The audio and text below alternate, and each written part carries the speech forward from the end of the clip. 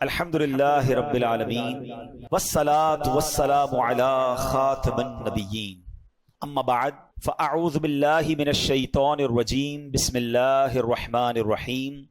پڑھیے الصلاة والسلام علیک یا رسول اللہ وعلی آلک واصحابک یا حبیب اللہ. الصلاة والسلام علیک یا نبی اللہ وعلی آلک واصحابک یا نور اللہ. درود پاک پڑھنے کے بے شمار فضائل و برکات ہیں. حضرت ابی بن کعب رضی اللہ تعالیٰ عنہ نے فرمایا، میں نے دربار نبوت صلی اللہ تعالیٰ علیہ وسلم میں عرض کیا، یا رسول اللہ صلی اللہ تعالیٰ علیہ وسلم، میں آپ پر کثرت سے درود پاک پڑھتا ہوں یا کثرت سے پڑھنا چاہتا ہوں، حضور یہ بتائیے کتنا پڑھوں؟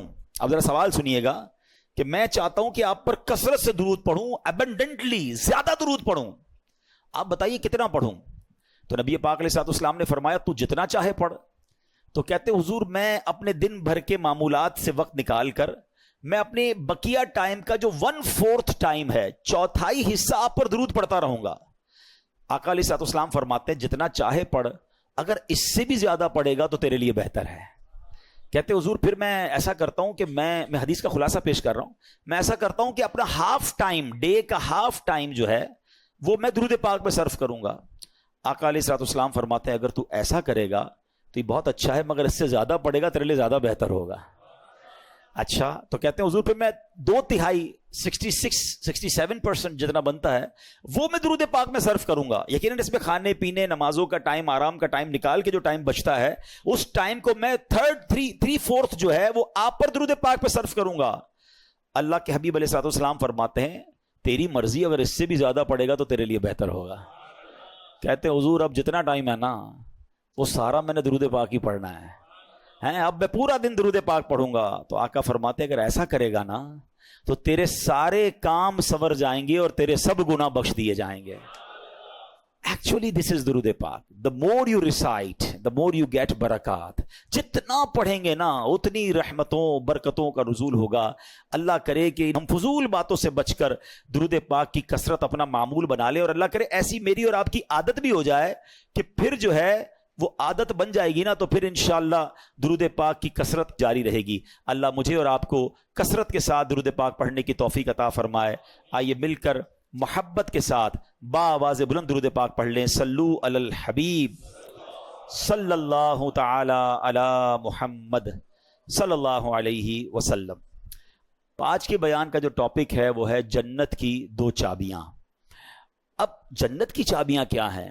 سب سے پہلے ہمیں جہنم کے بارے میں پتا ہونا چاہیے کہ وہ کتنی سیویئر ہے، کتنا خطرناک وہ مقام ہے. اللہ تعالی ہم سب کو محفوظ فرمائے. یعنی اس کی سیویئرٹی کو اس بات سے 2 باتیں بتاتا ہوں، ورنہ تو اتنی ڈیٹیل ہے کہ بندہ وہ ڈیٹیل پڑھ لے تو اس کے رونگٹے کھڑے ہو جاتے ہیں اور امیجنیشن بھی آپ نہیں کر سکتے. یعنی دنیا کی سب سے زیادہ خطرناک آگ میلٹ کر دیتی ہے. کبھی اسٹیل مل کے بارے میں آپ نے دیکھا ہوگا کہ وہ بڑے بڑے لوہے کی راڈز کو بالکل میلٹ کر دیتے ہیں. کبھی سونار کی دکان پہ آپ نے سنا ہوگا یا دیکھا ہوگا کہ وہ گولڈ کو لکوڈ فارم میں لے آتے ہیں. یعنی اتنی ایکسٹریم فائر دنیا میں موجود ہیں کہ جس کا ہم نارمل لائف میں تصور بھی نہیں کر سکتے. پتہ نہیں کتنے ہزار سینٹی گریڈ تک وہ آگ چاہتی ہے. جن کی فیکٹریز ہیں وہ ان چیزوں کو ذرا زیادہ اچھے طریقے سے سمجھتے ہیں کہ کس قدر زیادہ گرم اور کتنی ہیٹ ہوتی ہے جو دنیا کی آگ ہے. روایتوں میں آتا ہے کہ دنیا کی آگ سے 70 گنا زیادہ سخت جہنم کی آگ ہے. ناٹ کوئی بیئر ہی نہیں کر سکتا نا. اچھا، دنیا کی آگ سے روشنی ہوتی ہے، ٹھیک ہے نا، جب بھی آگ جلے گی تو آپ کو لائٹ فیل ہوگی. جہنم کی آگ اتنے 1000 سال تک جلائی جا چکی ہے کہ روایتوں میں آتا ہے وہ بالکل سیاہ ہو گئی ہے، بلیک. یعنی جہنم میں بندہ جلے گا بھی اور اس کو نظر بھی کچھ نہیں آ رہا ہوگا، اس قدر سخت وہ آگ ہو چکی ہے. اور فرمایا جہنمیوں کا سب سے ہلکا عذاب یہ ہے. یعنی کسی بھی جہنمی کو سب سے ہلکا عذاب، لوئسٹ جو پنشمنٹ ہے وہ یہ ہوگی کہ اس کو آگ کے جوتے پہنا دیے جائیں گے، اور اس کی وجہ سے اس کا جو برین ہے وہ ہنڈیا کی طرح کھولتا ہوگا اور وہ سمجھے گا کہ پورے جہنم میں سب سے زیادہ عذاب مجھے دیا جا رہا ہے. یہ لوئسٹ کیٹیگری کا عذاب ہے. اللہ ہمیں لمحہ بھر بھی جہنم میں داخل نہ فرمائے. یہ ذرا سوچیے، یہ آسان نہیں ہے یہ کہنا ہے کہ ٹھیک ہے معاذ اللہ. کچھ لوگ تو عذاب کو بھی ہلکا سمجھ رہے ہوتے ہیں. میری آپ کی اوقات ہی نہیں ہے. یہ تو جہنم کا عذاب تو دور کی بات ہے، جب قبر میں عذاب شروع ہو جاتا ہے. پہلی منزل تو قبر ہے نا. روایتوں میں آتا ہے میرے آقا علیہ الصلوۃ والسلام نے فرمایا بے نمازی کو قبر ایسے دبائے گی کہ اس کی پسلیاں ٹوٹ پھوٹ کر ایک دوسرے میں پیوست ہو جائیں گی. کبھی عید والے دن زور سے کوئی دبا لے، چیخ نکل جاتی ہے. بولا ہڈیاں پسلیاں ایک دوسرے میں مل جائیں گی، اسے قبر دبا دے گی اس کو. پھر قبر کے سانپ، بچھو، آگ، انبیئریبل، یعنی ایسی سزا ہے ایک لمحہ بھی ہم نہیں سہ سکیں گے.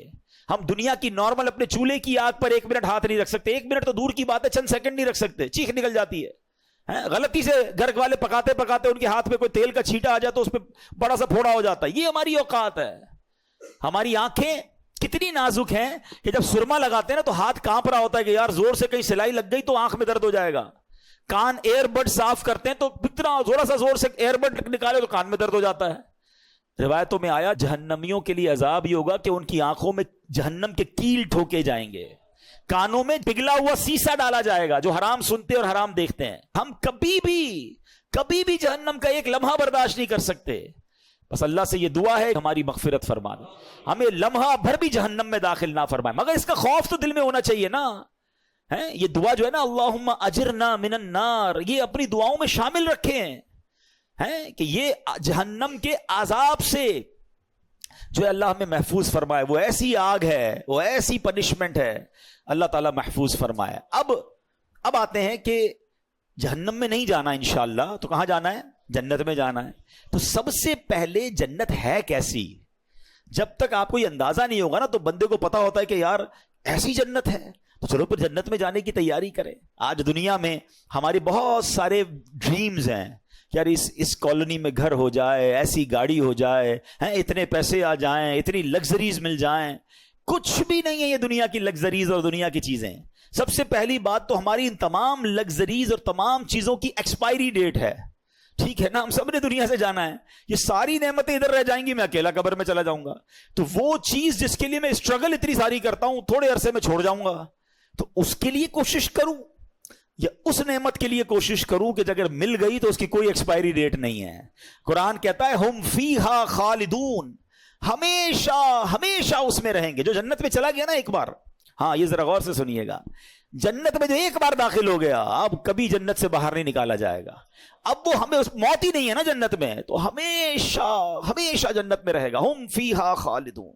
اور خدا نہ خواستہ کسی کا ایمان چھین لیا گیا اور کفر پر مرا، چاہے اس کے روزے ہیں، حج ہیں، زکاتیں ہیں، عبادتیں ہیں، وہ جہنم میں جائے گا اور پھر کبھی جہنم سے نہیں نکالا جائے گا. ہم فیہا خالدون. اچھا، ان 2 کیٹیگریز کے علاوہ ایک تیسری کیٹیگری بھی ہے کہ جو مسلمان ہوں گے، گناہگار ہوں گے، اللہ ان سے ناراض ہوگا اور وہ اپنے سزاؤں کو بھگتنے کے لیے جہنم میں جائیں گے. پھر ایک پرٹیکولر ٹائم کے بعد ان کو جہنم سے نکالا جائے گا. وہ کتنے 100 سال ہیں، وہ کتنے 1000 سال ہیں، اور پھر ان کو جنت میں ڈالا جائے گا. مگر ہم رب سے یہی دعا کرتے ہیں کہ اللہ ایک لمحے کے لیے بھی جہنم میں مت ڈالنا.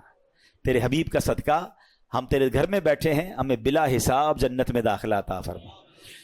تو جو جنت ہے نا اس کی جو خوبصورت ترین بات یہ ہے کہ اس کی کوئی ایکسپائر ڈیٹ نہیں ہے. چلو جنت کی باتیں کرنے سے پہلے ایک مدینے کی بات کر لیتے ہیں، ایک عشق والی بات کر لیتے ہیں. ٹھیک ہے، ماشاءاللہ کئی مدینہ دیکھ آئے ہیں، کئی ایسے ہیں جو جا رہے ہیں. سبحان اللہ، اللہ ہمیں بھی حاضری عطا فرما.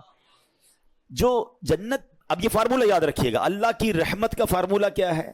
ایک بار جنت میں جائے گا وہ جہنم میں داخل نہیں ہوگا. ٹھیک ہے، تو مدینہ منورہ میں بھی تو ایک جنت ہے نا.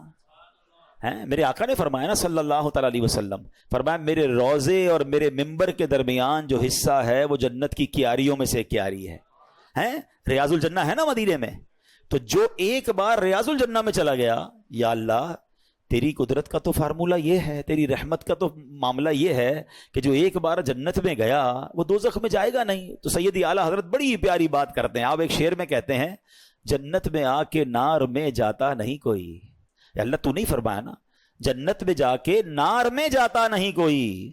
تو اے اللہ جب ہمیں ریاض الجنہ کی حاضری مل گئی ہے تو اب ہمیں جہنم میں داخل نہ فرمانا. تو اللہ کرے کہ ہمیں بار بار مدینے کی حاضری ملے، ہم ریاض الجنہ میں جائیں. اور یاد رکھیے مدینے میں صرف یہ ایک وادی جنت کی وادی نہیں ہے، یہ ایک علاقہ سے نہیں ہے. میرے آقا نے ایک وادی کے بارے میں فرمایا کہ جنت کی وادی ہے، جنت کا پہاڑ فرمایا جبل احد کو ہے، پورا اتنا بڑا پہاڑ یہ جنتی پہاڑ ہے. چلو عشق والی ایک اور بات سن لو. آقا علیہ الصلوۃ والسلام فرماتے ہیں کہ احد مجھ سے محبت کرتا ہے، میں احد سے محبت کرتا ہوں، اور یہ میرے ساتھ جنت میں جائے گا. اب علماء نے بڑی پیاری ڈیبیٹ کی ہے اس میں. احد تو پہاڑ ہے نا، پہاڑ نبی پاک سے محبت کرے وہ جنت میں جائے، امتی محبت کرے کیسے دوزخ میں جائے گا؟ سچی محبت کر لو، سچا پیار کر لو، سچی غلامی اختیار کر لو، پھر انشاءاللہ جنت ہی ملنی ہے انشاءاللہ. میرے پیر و مرشد امیر علیہ سنت کیسی حوصلہ افزائی والی بات فرماتے ہیں. آپ فرماتے ہیں آقا کا گدا ہوں اے جہنم تو بھی سن لے، آقا کا گدا. اچھا یہ لفظ گدا پر بھی کچھ لوگ کنفیوز ہو جاتے ہیں. یہ فارسی کا لفظ ہے. گدا کے معنی ہے بھکاری کے، غلام کے، منگتے کے، کہ میں نبی پاک کے در کا منگتا ہوں، اے جہنم تو بھی سن لے. آقا کا گدا ہو اے جہنم تو بھی سن لے، وہ کیسے جلے جو کہ غلام مدنی ہو. سبحان اللہ. اب آئیے کچھ جنت کی ڈیفینیشن وہ ہے کیسی. حدیثوں میں اور قرآن میں جنت کو بہت ڈیٹیل میں بیان کیا گیا، اتنی تفصیل بیان ہوئی ہے. سنتے جائیے اور ایمان تازہ کرتے جائیے. سیدنا ابو ہریرہ رضی اللہ تعالیٰ عنہ سے روایت ہے کہ نبی پاک علیہ الصلوۃ والسلام نے فرمایا جنت کی زمین سفید ہے، اس کا میدان کافور کی چٹانوں کا ہے، اس کے گرد ریت کے ٹیلوں کی طرح مشک کی دیواریں ہیں، اور اس میں نہریں جاری ہیں. ایک حدیث پاک میں ہے اس کی ایک اینٹ سونے کی ہے، ایک اینٹ چاندی کی ہے. اس کا گارا مشک کا ہے، اس کی کنکریاں، ہمارے روڈ پہ کنکریاں ہوتی ہیں نا، فرمایا جنت کی کنکریاں موتی اور یاقوت کی ہیں، اور اس کی مٹی زعفران کی ہے. ہائے ہائے کیسی تعمیرات ہیں کہ ایک اینٹ سونے کی، ایک اینٹ چاندی کی. دیکھا ایسا کوئی دنیا میں محل، کوئی گھر دیکھا؟ آگے سنیے. سیدنا ابو ہریرہ رضی اللہ تعالیٰ فرماتے ہیں کہ نبی پاک علیہ الصلوۃ والسلام نے فرمایا، مسلم شریف کی حدیث، اللہ تعالیٰ نے ارشاد فرمایا کہ میں نے اپنے نیک بندوں کے لیے ایسی ایسی نعمتیں تیار کر رکھی ہیں جن کو کسی آنکھ نے نہ دیکھا، نہ اس کی خوبیوں کو کسی کان نے سنا، اور نہ ہی کسی انسان کے دل پر اس کی ماہیت یعنی اس کی امیجنیشن ہو سکتی ہے، نہ اس کا خیال گزرا. اب صرف اس ایک حدیث سے آپ جنت کو سمجھنے کی کوشش کریں. اگر میں آپ کو کہوں کہ دنیا کا سب سے لگژری ہاؤس کون سا ہے تو فوراً آپ کے دماغ میں کوئی بہت بڑا محل جناب جس کے بہت سارے کمرے ہوں گے، لگژریس آپ کوئی جگہ دیکھ لیں گے. اچھا دماغ میں نہیں آئے گا، آپ انٹرنیٹ پہ سرچ کر لیں گے کہ دنیا کا سب سے ایکسپینسو گھر کون سا ہے. میں کہوں گا بتائیے دنیا کا سب سے مہنگا کھانا اور جناب لگژری فوڈ کون سا ہے، یا تو آپ کے دماغ میں کچھ نعمتیں آ جائیں گی یا آپ انٹرنیٹ پہ سرچ کر لیں گے. اچھا دنیا کا سب سے اچھا ایئر کرافٹ کون سا ہے، دنیا کی سب سے اچھی گاڑی یا جناب بوٹس کون سی ہے، جو بھی لگژری چیز ہے یا تو وہ آپ کے دماغ میں ہے یا آپ اس کو انٹرنیٹ پہ سرچ کر کے دیکھ سکتے ہیں. ایسا ہی ہے نا. مگر یہ اس سے بھی اوپر کی بات ہے. فرمایا دماغ میں آ ہی نہیں سکتی ہے، نہ کسی آنکھ نے دیکھا نہ کسی کان نے سنا. اللہ نے ایسی نعمتیں تیار کر رکھی ہیں. تو ٹرائی ٹو امیجن، یعنی دنیا کی سب سے قیمتی چیز وہ بھی میری آنکھ نے دیکھ لی یا کان نے سن لی یا دل پر خیال آ چکا ہے، اللہ نے جنت اس سے بھی وراء الورا تیار رکھی ہے. تو پھر ذرا سوچئے وہ جنت کیسی ہوگی. ایک اور خوبصورت میں آپ کو ڈیٹیل بتاتا ہوں. تفسیر قرآن صراط الجنان میں مفتی قاسم صاحب نے اس کو اور اچھے انداز میں بیان کیا. یاد رہیے حضرت عبداللہ ابن عباس کی ایک روایت ہے کہ جنتیں 8 ہیں، ٹھیک ہے، اور ان کے نام کیا کیا ہیں. 8 جنتوں کے نام سن لیں: دار الجلال، دار القرار، دار السلام، جنت عدن، جنت ماوا، جنت خلد، جنت الفردوس اور جنت نعیم. یہ 8 جنتیں ہیں. جنت عدن کے بارے میں حضرت انس رضی اللہ تعالیٰ سے روایت ہے کہ نبی پاک علیہ الصلوۃ والسلام نے فرمایا، جو میں نے ابھی حدیث بیان کی نا کہ کنکریاں موتی کی ہیں، یاقوت کی ہیں، ایک اینٹ جو ہے وہ سونے کی ہے، ایک چاندی کی، جنت العدن کی تفصیل تھی. اور اسی طرح نبی پاک علیہ الصلوۃ والسلام فرماتے ہیں کہ جب اللہ تعالیٰ نے جنت عدن کو پیدا فرمایا تو اس میں وہ چیزیں پیدا فرمائیں جنہیں نہ کسی آنکھ نے دیکھا، نہ کسی کان نے سنا، نہ کسی انسان کے دل میں خیال آیا. پھر اللہ تعالیٰ نے جنت عدن سے کہا مجھ سے کلام کر. تو جنت کیا کہتی ہے؟ قد افلح المؤمنون، بے شک ایمان والے کامیاب ہو گئے۔ تو اللہ پاک ہمیں ایمان پر استقامت نصیب فرمائے، لمحہ بھر بھی ہمارا ایمان ہم سے ضائع نہ ہو۔ اب جنت ہے کتنی بڑی؟ میرے رب کی جنت بہت بڑی ہے، یہ دنیا بہت چھوٹی ہے اس کے آگے۔ سنیے، حضرت سیدنا عبادہ بن صامت رضی اللہ تعالیٰ روایت کرتے ہیں کہ رحمت کونین صلی اللہ علیہ وسلم نے ارشاد فرمایا، جنت میں 100 منزلیں ہیں، 100 درجے اس کے، اور ہر 2 منزلوں کے درمیان اتنا فاصلہ ہے جتنا زمین اور آسمان کے درمیان فاصلہ ہے، یعنی اتنی اس کی اونچائی اور اتنی اس کی گریڈز کہہ لیں ہیں۔ پھر فرمایا کہ اگر اس کے ایک درجے میں تمام جہانوں کے لوگ بھی جمع ہو جائیں تو وہ سب کو کافی ہو جائے گی، یعنی تمام جہانوں کی، صرف اس جہان کی بات نہیں ہو رہی، سارے جہانوں کے لوگ جمع ہو جائیں تو بھی جنت کا ایک درجہ سب کو کافی ہو جائے گا۔ اللہ نے اس کے 100 درجے بنائے ہیں۔ اچھا پھر سنیے، اب لباس کیسا ہوگا؟ لوگ یہاں پر بڑے مہنگے مہنگے لباس دے کر دل چھوٹا کر لیتے ہیں، برانڈڈ لوگ لباس پہنتے ہیں، میرے پاس نہیں ہے، دل چھوٹا نہ کیا کرو۔ میں آپ کو ایک اور خوبصورت کمپیریزن ابھی تھوڑی دیر بعد بتاؤں گا۔ جنت کا لباس کیسا ہے؟ قرآن کیا کہتا ہے؟ یحلون فیہا من اساور من ذہب ویلبسون ثیابا خضرا من سندس واستبرق، وہ اس میں سونے کے کنگن پہنائے جائیں گے اور سبز کپڑے قریب اور کنادیس کے پہنیں گے۔ اللہ اکبر، اتنے خوبصورت کپڑے ہوں گے۔ حضرت سیدنا کعب فرماتے ہیں کہ اگر اہل جنت کے کپڑوں میں سے ایک کپڑا آج پہن لیا جائے تو اس کی طرف سے دیکھنے والے کی نگاہ ختم ہو جائے گی، اچک لی جائے گی، اس کی نگاہ باقی نہیں بچے گی، اتنا خوبصورت اور چمکدار وہ لباس ہوگا، اور آج کے لوگوں کی بینائیاں اسے برداشت نہیں کر سکتی۔ ایسا لباس جنتیوں کو پہنایا جائے گا۔ اچھا جنتیوں کی عمر کتنی ہوگی؟ کوئی بچہ بھی دنیا سے انتقال کر جاتا ہے، کوئی بوڑھا بھی انتقال کر جاتا ہے، مگر سنو جنت میں سب کی عمریں 30 سال کی ہوں گی، جتنے جنتی ہوں گے سب 30 ایئرس کے ہوں گے۔ اور ایک اور خوبصورت بات یہ ہے کہ جنتی آپس میں جب ملیں گے نا تو ان میں آپس میں رشتہ دار بھی ہوں گے۔ کیسا منظر ہوگا جب انشاءاللہ جنت میں جائیں گے تو اپنے ماں باپ سے ملیں گے، اپنے دادا دادی سے ملیں گے، بچپن میں جن کو دیکھا ہی نہیں ان سے بھی اللہ نے چاہا، اللہ کرے انہیں بھی اللہ جنت نصیب کرے، ہمیں بھی نصیب کرے۔ وہ کیسی خوبصورت ملاقات ہوگی۔ اور سچی بات تو یہ ہے، عاشق رسول کی نگاہیں تو وہاں بھی نبی پاک کو تلاش کر رہی ہوں گی۔ یقین کریں بڑی تمنا ہے کہ آقا کا دیدار کریں۔ کیسا منظر ہوگا؟ آپ سے صدیق اکبر کا جلوہ دیکھیں گے، حضرت عمر فاروق کو دیکھیں گے، حضرت عثمان غنی کو دیکھیں گے، ہمارے دلوں کا قرار مولا علی کو دیکھیں گے۔ اللہ اکبر، امام حسن اور حسین کیسی شخصیات ہیں کہ ہم جیسے گناہگار انہیں بھی دیکھیں گے۔ یہ تصور ہی کیسا ہے کہ سوچئے تو صحیح کس کس سے ملاقات ہوگی۔ اللہ کے نبی حضرت ابراہیم وہاں ہوں گے، حضرت موسیٰ کلیم اللہ ہوں گے، حضرت آدم جن کی ہم اولاد ہیں ان کو بھی تلاش کر کے ان کے پاس جائیں گے کہ حضور آپ کے صدقے ہم دنیا میں آئے۔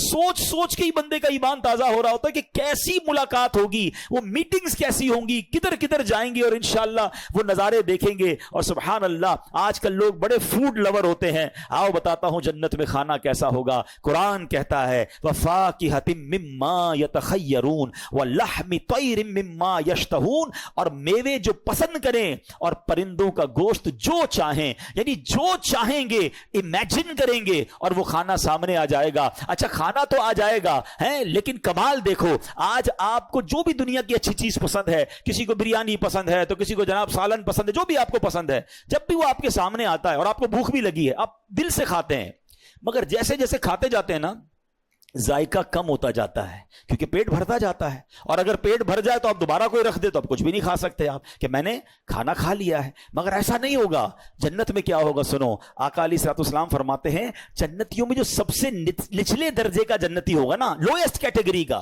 ہے، فرمایا وہ جس کے ساتھ 10,000 خادم ہوں گے۔ اتنے سارے نوکر دیکھ کر پریشان ہو جاتے ہیں نا یار، ایک بندے کے اتنے امپلائیز ہیں۔ سب سے نچلے درجے کے جنتی کے 10,000 خادم ہوں گے، اور ہر خادم کے ہاتھ میں 2 پیالے ہوں گے، ایک پیالہ سونے کا ہوگا، ایک چاندی کا ہوگا۔ ہر پیالے میں کھانے کی ایسی قسم ہوگی جو دوسرے میں نہیں ہوگی، یعنی everything is different than اندر ون۔ اور فرمایا وہ آخر سے بھی، یعنی اس کی آخر سے بھی ایسے ہی کھائے گا جیسے پہلے سے کھائے گا، یعنی ہر نوالے میں اس کو نئی لذت مل رہی ہوگی، اس کی لذت کم نہیں ہوگی۔ اللہ اکبر، اب بندہ کسی پرندے کی خواہش کرے گا، اڑتا ہوا پرندہ بن کر اس کے سامنے آ جائے گا۔ اللہ اکبر، اب ذرا غور کیجئے، اب کھانا تو کھا لیا، ہضم کیسے ہوگا؟ آج کے دور میں تو ہمیں واش روم کی ضرورت پڑتی ہے، یہ بھی ایک पाकिज़गी के मामलात हो जाते हैं, गंदगी के मामलात होते हैं। फरमाया जन्नत में कोई इस तरह की हाजत नहीं होगी। एक खुशबूदार डकार आएगी और सारा खाना हजम हो जाएगा, हल्का सा पसीना निकलेगा वो भी खुशबूदार होगा, और तमाम चीजों से बंदा फारिग हो जाएगा। इन तमाम हाजतों की उसे जरूरत नहीं होगी। जन्नतियों को जन्नत में पाकीज़ा शराब भी पिलाई जाएगी। कैसा मशरूब होगा? अल्लाह अकबर। यतूफु अलैहिम बिल्दानुम मुखल्लदून, कुरान कहता है इनके गिर्द फिरेंगे हमेशा रहने वाले लड़के, भी अकवाबी व अबारीक, और आफताब और जाम उनके सामने होंगे, व कासिम मिन मईन, और उनके सामने बहती शराब, ला युसद्दऊन अन्हा वला युनज़िफून, इनको पीकर ना दर्द सर होगा ना मदहोश होंगे, कोई होश में फर्क नहीं आएगा। यानी ऐसी पाकीज़ा शराब होगी कि जो इंसान को मदहोश नहीं करेगी बल्कि उसकी लज्जत मिलेगी। अच्छा जनाब, दुनिया में एक और लग्जरी क्या है यार? उस मुल्क का मौसम बड़ा अच्छा है, वेदर एंजॉय करने चलते हैं। आओ बताता हूं जन्नत का मौसम कैसा होगा। अल्लाह ने कितनी डिटेल में कुरान में जन्नत को बयान किया है। अल्लाह अपनी नेमत के बारे में फरमाता है ला यरौन फीहा शम्सन वला ज़महरीरा, फरमाया ना उसमें धूप देखेंगे ना सख्त सर्दी। यानी जन्नत का मौसम बिल्कुल खूबसूरत। उलमा कहते हैं जो सुबह को मौसम होता है या शाम का जो मौसम होता है, मॉडरेट क्लाइमेट जो होता है, जन्नत का मौसम भी ऐसा होगा। जन्नत के दरख्त कैसे होंगे? मेरे आका फरमाते जन्नत में हर दरख्त सोने का है, हर दरख्त का तना जो है वो सोने का है। अच्छा फल कैसे होंगे और फल सर्व कैसे होंगे? अल्लाह अकबर। हजरत सैयदना बरा बिन आजिब रदी अल्लाह तआला अन्हु ने फरमाया कि अल्लाह अज़्ज़ व जल के फरमान वज़ुल्लिलत कुतूफुहा तज़लीला, और उसके गुच्छे झुकाकर नीचे कर दिए गए होंगे। उसकी तफसीर में फरमाते हैं कि अहले जन्नत जन्नत के फल बैठ के खा सकेंगे और लेट कर भी खा सकेंगे। यानी दरख्त उनके करीब आ जाएगा और वो बैठे बैठे दरख्त से फल तोड़कर फ्रेश फ्रूट्स जो हैं वो जन्नती खा सकेंगे। अल्लाह अकबर। अब आगे चलिए, जन्नत में एक और अल्लाह की नेमत, वो जन्नत की हूरें हैं जो अल्लाह ने नेक बंदों के लिए तैयार कर रखी हैं। सैयदना साद बिन अबी वक्कास से रिवायत है, तिरमिजी की हदीस है। अल्लाह के हबीब अलैहिस्सलाम ने फरमाया अगर जन्नतियों में से कोई शख्स दुनिया की तरफ झांके और उसके कंगन जाहिर हो जाएं तो उसकी रोशनी सूरज की रोशनी को मिटा दे जैसे कि सितारों की रोशनी को सूरज मिटा देता है। और फरमाया बेशक हूरों में से हर हूर की पिंडली की सफेदी 70 हुल्लों के बाहर से नजर आती है, बल्कि उसकी पिंडली का मगज तक नजर आता है। आका फरमाते हैं कि अगर उनमें से कोई धागा डालो फिर उसे बंद कर दो फिर भी उसके बाहर से तुम्हें वो धागा नजर आएगा। तो सुभान अल्लाह, अल्लाह ने ऐसी जो पाकीज़ा हूरें हैं वो जन्नतियों के लिए तैयार कर रखी हैं। तो ऐ मेरे प्यारे इस्लामी भाइयों, ये मैंने बहुत फास्ट जिसको कहें कि मैंने उस आपको डिटेल कुछ बताई है। 72 हूरें सबसे कम दर्जे वाले जन्नती को मिलेंगी, 10,000 के करीब खादिम उसके लिए होंगे। अब इन तमाम चीजों में मैं एक और कंपैरिजन पेश करने चाहता हूं, फिर चलेंगे वो तरीका क्या है कि जन्नत गारंटीड हो जाए, जन्नत की 2 चाबियां क्या हैं उसकी तरफ फिर मैं आऊंगा। लेकिन एक बड़ी खूबसूरत कंपैरिजन आपको बताना चाहता हूं। दुनिया में हमें कुछ चीजों से रोका गया है, ठीक है ना। मर्द को कहा है जेवर नहीं पहनने, मर्द को जेवर अलाउ नहीं है, सोने के चांदी के जेवर, एक अंगूठी और उसकी तफसील है, उसके अलावा कुछ भी नहीं पहन सकता। ओके, मर्द को कहा गया है हराम मत कमाना है, हराम रोजी के करीब मत जाना, और उसके जरिए बेशक तुम्हें अच्छे कपड़े ना मिल सके, बेशक बड़ी रिहाइश ना मिल सके, हराम औरत के करीब मत जाना, बदकारी के करीब मत जाना, ठीक है। इन चीजों से रोका गया, शराब पीने से रोका गया। आप मजे की बात देखें, मुझे और आपको दुनिया में जिस जिस चीज से रोका गया ना उसका बेहतरीन ऑल्टरनेट जन्नत में रब ने तैयार कर रखा है। शराब से रोका, ये गंदी शराब ना पियो, ये जहन्नम में ले जाएगी। सब्र कर लो, अल्लाह ने जन्नतियों के लिए पाकीज़ा शराब तैयार कर रखी है। बेपर्दा बेहया और तुम्हारी गैर महरम औरतों के करीब भी मत जाओ, सब्र कर लो, अल्लाह ने जन्नत में हूरें तैयार कर रखी हैं।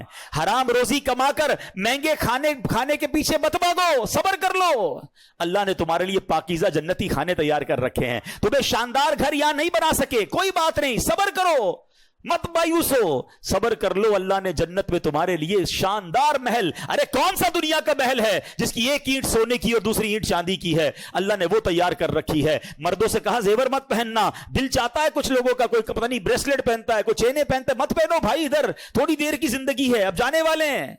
मगर वहां जाएंगे अल्लाह ने जन्नतियों के लिए जन्नती जेवर तैयार कर रखे हैं। ईच एंड एवरीथिंग जिस चीज से हमें दुनिया में रोका है उसका शानदार अजीब शान नेमुल बदल जो है जन्नत में तैयार कर रखा है। अब आपकी मर्जी है 50 60 70 साल की जिंदगी में इधर मजे लेने हैं, मजे फिर भी नहीं मिलते, लेकिन अगर फिर भी लेने हैं या वो खत्म ना होने वाली जो जिंदगी है जिसपे रब के वादे हैं वो नेमतें तुम्हारा इंतजार कर रही हैं, तो अकलमंद वो है जो शॉर्ट टर्म थोड़ी देर का पेन लेता है और लॉन्ग टर्म गेन हासिल करता है। अल्लाह करे ये बात समझ आ जाए कि दुनिया मेरा इम्तिहान है, दुनिया मेरा टेस्ट है और डेस्टिनी और मेरा जो डेजिग्नेशन है, मेरा जो डेस्टिनेशन है, मेरी जो मंजिल है वो मेरी जन्नत है, तो मुझे उसकी तैयारी करनी है। अल्लाह करे इस दुनिया में आकर हम ये समझ जाएं कि शैतान आएगा आपकी तरफ बढ़कर, कभी पैसों की सूरत में आएगा, कभी लग्जरीज की सूरत में आएगा, कभी अय्याशी की सूरत में आएगा, कभी हराम की सूरत में चीजें लेकर आएगा। अब आपने उधर डिसीजन लेना है कि मुझे दुनिया के हराम की तरफ जाना है या जन्नत की नेमतों की तरफ जाना है। अक्लमंद वो हैं जो दुनिया में जीते इसलिए हैं कि मैंने जन्नत में जाना है। और यही बात रब ने कुरान में फरमाई है, अल्लज़ी खलक़ल मौत वल हयात लियब्लुवकुम अय्युकुम अहसनु अमला। हमने मौत और जिंदगी को पैदा ही इसीलिए किया है। कुरान ने खुद कह दिया कि हमने मौत और जिंदगी को पैदा ही इसीलिए किया है ताकि देखें तुम में से कौन अच्छे अमल करके आता है। मसला समझ आया आपको? हम दुनिया में एग्जामिनेशन हॉल में आए हैं। It is actually our examination hall. आप कहें यार 60 साल का एग्जाम, 70 साल का एग्जाम, हाँ भाई, दुनिया में 2-3 घंटे का इम्तिहान होता है तो एक क्लास आप फॉरवर्ड होते हैं ना, ठीक है। ये 60-70 साल का एग्जाम है, जितनी जिंदगी उतना एग्जाम है, मगर इसका इनाम बहुत बड़ा है जिसकी कोई एक्सपायरी डेट ही नहीं है। तो अल्लाह करे ये बात समझ आ जाए। कभी देखा एग्जामिनेशन हॉल में कोई सो रहा हो, एग्जामिनेशन हॉल में जाए और दूसरे कामों में लग जाए? वो फोकस रखता है अपने पेपर को हल करने में। तो मैं और आप दुनिया में इस एग्जाम को देने आए हैं, पास होकर जाना है, फेल होकर नहीं जाना है। अब आते हैं, ये कुछ बातें हो गई जन्नत की और यकीन करें बहुत डिटेल है, मजीद इंशाल्लाह कभी मौका मिला तो इस पर बात करेंगे। अब आते हैं कि what is the way to get जन्ना। कोई गारंटी, कोई तरीका कि हमें पता चल जाए हमें जन्नत मिले? अल्लाह अकबर। मेरे आका अलैहिस्सलाम हैं, उन्होंने एक हदीस के जरिए गारंटी दे दी। हाँ, ये बहुत कम हदीस है इस तरह की, इसमें अल्लाह के नबी ने गारंटी दी है कि तुम में से जो मुझे 2 चीजों की गारंटी दे दे मैं उसे जन्नत की गारंटी देता हूं। ओनली 2 थिंग्स, कोई बहुत लंबी लिस्ट नहीं है। हदीस क्या है? बुखारी शरीफ की हदीस है, जो मुझे दोनों जबड़ों और दोनों टांगों के दरमियान वाली चीज की हिफाजत की जमानत दे, मैं उसे जन्नत की जमानत देता हूं। That's it. क्या फरमा दिया? अब इसका मतलब क्या है? इसकी शरह में उलमा ने लिखा कि 2 जबड़ों के दरमियान क्या है? जबान, और 2 टांगों के दरमियान क्या है? Private part, शर्मगाह। जो मुझे अपनी शर्मगाह की जमानत दे दे, हिफाजत करेगा उसकी, और अपनी जबान की हिफाजत की मुझे गारंटी दे, मैं उसे जन्नत की जमानत देता हूं। तो इसका एक और दूसरा मतलब यह बनता है कि इट्स नॉट दैट इजी। ये दोनों चीजों को सिक्योर करना इतना आसान भी नहीं है। जन्नत मिल रही है ना इसके बदले, तो अब समझ ले मुकाबला है इसका हमारा कि हमने एट एनी कॉस्ट इन 2 चीजों को गलत इस्तेमाल नहीं होने देना। ठीक है। अच्छा, अब ये जो जबान है ये इतनी खतरनाक चीज है और ये इतनी प्यारी चीज भी है। ये दोनों चीजें याद रखिएगा। जबान नेमत बहुत बड़ी है, मिलकर कहिए सुभान अल्लाह, अल्हम्दुलिल्लाह, अल्लाहु अकबर। 1 मिनट भी नहीं गुजरा और आप और मैंने पता क्या कमा लिया? बैठे बैठे हमारा पसीना भी नहीं निकला, कैलोरीज भी बर्न नहीं हुई हैं, खड़े भी नहीं हुए। मेरे नबी अलैहिस्सलाम के सच्चे वादे हैं, जो एक बार सुभान अल्लाह कहे उसके लिए जन्नत में दरख्त लग जाता है, अल्हम्दुलिल्लाह कहे जन्नत में दरख्त लग जाता है, अल्लाहु अकबर कहे जन्नत में दरख्त लग जाता है। जरा कहिए ला इलाहा इल्लल्लाह। आका फरमाते ये अफदलु जिक्र है ला इलाहा इल्लल्लाह, सबसे अफजल जिक्र ला इलाहा इल्लल्लाह। यानी इतने कमाल की नेमत है, अगर इसकी नेमत को समझें, ये जबान जन्नत में ले जा सकती है, मगर यही जबान टेढ़ी चल गई तो ये बर्बाद कर सकती है। ठीक है, पहले इसकी सीवियरिटी समझाता हूं, इंपॉर्टेंस ऑफ टंग समझिएगा। एक शख्स 70 साल तक कुफर पर जिंदगी गुजारे हैं, कुफर के अंधेरे में रहे, एक बार सिद्के दिल से कलमा पढ़ ले, वो क्या हो जाएगा? मुसलमान हो गया। कलमा पढ़ा, जबान से पढ़ा ना, ठीक है, वो अलग तफसील है कि जिसकी जबान ही ना हो, गूंगा हो, वो भी कलमा पढ़ सकता है, वो भी इकरार कर सकता है, लेकिन जबान की अहमियत समझा रहा हूं। पिछले सारे गुनाह माफ हो जाएंगे उसके। और अगर कोई शख्स 40, 50, 60, 70 साल तक मुसलमान रहे, नमाजें भी पढ़े, रोजे भी रखे, हज भी करे, सदके भी दे, और इसी जबान से एक बार कुफरिया कलमा कह दे, हैं, کوئی ایسی گستاخی ہو جائے جو التزام کفر تک پہنچ جائے تو اس کی ساری عبادتیں ختم، نل اینڈ وائڈ. ابھی میں نے کہا نا جو ایمان پر جس کا خاتمہ نہیں ہوگا تو جنت میں کیا جہنم میں ہمیشہ رہے گا، جنت میں جائے گا ہی نہیں. ایک زبان کا جملہ میرا سب کچھ ڈسٹرائے کر سکتا ہے. حدیث سنیے، ترمذی کی حدیث، سیدنا بلال بن حارث رضی اللہ تعالیٰ سے مروی ہے کہ رسول اللہ صلی اللہ تعالیٰ علیہ وسلم نے فرمایا کہ بندہ زبان سے بھلائی کا ایک کلمہ نکالتا ہے، اونلی ون سینٹنس، حالانکہ وہ اس کی قدر و قیمت نہیں جانتا، اس کو پتہ بھی نہیں ہوتا، تو اس کے باعث اللہ عز و جل قیامت تک اس کے لیے اپنی رضامندی لکھ دیتا ہے. یعنی ایسا جملہ نکل جاتا ہے اس سے پتہ بھی نہیں ہے، اللہ نے قیامت تک کر لیے اپنی رضامندی لکھ دی. اور اگلا پارٹ کیا، بے شک ایک بندہ اپنی زبان سے برا کلمہ نکالتا ہے اور وہ اس کی حقیقت نہیں جانتا، اللہ عز و جل اس کی بنا پر اس کے لیے اپنی قیامت تک کے لیے ناراضگی لکھ دیتا ہے. ون سینٹنس تمہیں جنت میں لے جا سکتا ہے، ایک جملہ اللہ ناراض ہو گیا تو وہی جہنم میں لے جانے کے لیے کافی ہے. Try to understand the importance of your tongue. نبی پاک علیہ الصلوۃ والسلام سے ایک بار کسی صحابی نے پوچھا کہ مجھے ایسا عمل بتا دیں کہ میں اپنے اوپر لازم کر لوں. پیارے آقا نے اپنی زبان کی طرف اشارہ کر کے فرمایا کہ اس پر قابو پالو. اللہ اکبر. اور پھر ایک بار ایک صحابی کہتے ہیں آپ مجھ پر سب سے زیادہ کس چیز کا خوف کھاتے ہیں؟ تو اللہ کے حبیب علیہ الصلوۃ والسلام نے اپنی زبان کی طرف اشارہ کر کے فرمایا اس کا. ہمیں تو فکر ہی نہیں ہے، جو منہ میں آیا بول دیا. حالانکہ آپ ذرا غور کریں نا، اس زبان کی حفاظت کے لیے 32 پہرے دار ہیں، 32 دانت ہیں، پھر زبان پیچھے رکھی گئی ہے. لیکن جب یہ چلتی ہے نا تو 32 پہرے داروں کا پہرا توڑ کر وہ کچھ کر جاتی ہے، گناہوں کی انبار لگا دیتی ہے، لوگوں کے دل توڑ دیتی ہے، میں احساس ہی نہیں ہوتا. وہ پہلے جملہ آپ نے سنا ہوگا نا، پہلے تولو بعد میں بولو. پہلے مومن جو ہوتا ہے نا، بڑی پیاری بات علماء نے کہی کہ مومن کی زبان دل کے پیچھے ہوتی ہے، پہلے وہ دل سے سوچتا ہے پھر بولتا ہے. اور جو منافق ہوتا ہے نا، اس کی زبان آگے ہوتی ہے، بول کے پچھتا رہا ہوتا ہے، یار نہیں بولنا چاہیے تھا، یہ میں نے کیا کر دیا. ہم میں سے کئی ایسے ہوں گے جو بول کے کئی بار پچھتائے ہوں گے. چپ رہ کر بندہ نہیں پچھتاتا ہے. تو سوچیے ہم کیا بول رہے ہیں. میری یہ بات کہیں اللہ کی ناراضگی کا سبب تو نہیں بنے گی. میں اگر اس ایک حدیث کو سمجھنے کی کوشش کریں نا کہ ایک جملہ جنت میں جانے کا سبب بن سکتا ہے، ایک جملہ جہنم میں جانے کا سبب بن سکتا ہے، تو مجھے بتائیں کہ جو روز اچھی باتیں کر رہا ہے، قرآن پڑھ رہا ہے، حدیث پڑھ رہا ہے، درود پڑھ رہا ہے، بیان کر رہا ہے، بیان سن رہا ہے، اچھی باتیں کر رہا ہے، لوگوں کو پیار سے گفتگو کر رہا ہے، دل جوئی کر رہا ہے، تو کتنا زیادہ چانس ہے کہ اس کی روٹین میں چونکہ اچھی باتیں ہیں، زبان سے اللہ رسول کا ذکر ہے، تو انشاءاللہ کوئی نہ کوئی جملہ ایسا نکل ہی جائے گا میرے رب کی رحمت سے کہ اس کی بخشش کا سامان بن جائے گا. اور جو پورا دن بری باتیں کر رہا ہے، دوستوں کے ساتھ بیٹھتا ہے تو گالیاں دیتا ہے، کاروبار کرتا ہے تو جھوٹ بولتا ہے، کبھی کسی کو ڈانٹ رہا ہے، کبھی کسی کو جھاڑ رہا ہے، کبھی کسی کا دل توڑ رہا ہے، زبان چلی جا رہی ہے، تو کتنا سیویئر چانس ہے، کتنا ڈینجرس چانس ہے کہ اس کی زبان سے کوئی ایسا جملہ نکل سکتا ہے جو قیامت تک کے لیے اللہ کی ناراضی کا سبب بن سکتا ہے. تو زبان ایمان بھی دلا سکتی ہے، زبان ایمان سے خارج بھی کر سکتی ہے. اچھا یہ ایک اور بات کر لوں، کچھ لوگ کہتے ہیں شیطان جو ہے نا وہ پتہ نہیں کیسے دماغوں پر قبضہ کرتا ہے. لوگ کہتے ہیں یار ان مولویوں نے جو ہے نا دین بڑا مشکل کر دیا ہے، کیا ایک جملے سے بندہ ایمان سے خارج ہو جائے گا؟ ایک جملے سے کیا ہوتا ہے بھائی؟ اللہ معاف کرنے والا ہے. واہ بھائی واہ، ٹھیک ہے چلے میں 2-3 اور مثالیں دے دیتا ہوں. پہلے تو پہلی مثال یہی ہے کہ 60-70 سال کوئی کفر پر رہے اور کلمہ پڑھ لے اس صدق دل کے ساتھ، تو مسلمان ہوگا کہ نہیں ہوگا؟ تو 70 سال کی کفر ایک طرف ایک جملے سے مسلمان ہو سکتا ہے، تو کیا ایک جملے سے باہر نہیں ہو سکتا؟ ٹھیک ہے چلیں اور مثال لے لیں، زیادہ تھوڑی اور مثالیں سمجھا دیتا ہوں. ایک عورت اجنبی جا رہی ہے، میرا کوئی رشتہ نہیں ہے اس سے، 2 مرد 2 گواہوں کی موجودگی میں چند جملے ہی کہنے نا. نکاح میں کیا ہوتا ہے؟ ایجاب و قبول ہی ہے نا. وہ عورت جس سے کوئی رشتہ نہیں، چند جملوں سے کیا ہو گئی؟ زوجہ بن گئی، بیوی بن گئی، پردہ بھی ختم ہو گیا. اچھا اسی عورت کے ساتھ 50 سال گزار لیے، کئی بچے ہو گئے، وہ دادی بن گئی، نانی بن گئی، چند جملے کہہ دیے، کیا ہوگا؟ طلاق کے جملے کہے تو گئی نا، غیر ہو گئی نا.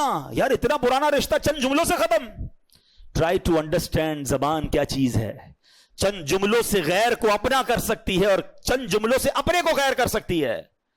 ٹھیک ہے، تو بہت ساری چیزیں ہم زندگی میں کر رہے ہوتے ہیں، اس میں سمجھ آ رہی ہوتی ہے. اس معاملے میں بندہ شیطان کہتا نہیں یار کچھ نہیں ہوتا، کچھ ارے توبہ کر لو بھائی، اگر زبان سے نکل گیا ہے تو کیوں ضد کر رہے ہو؟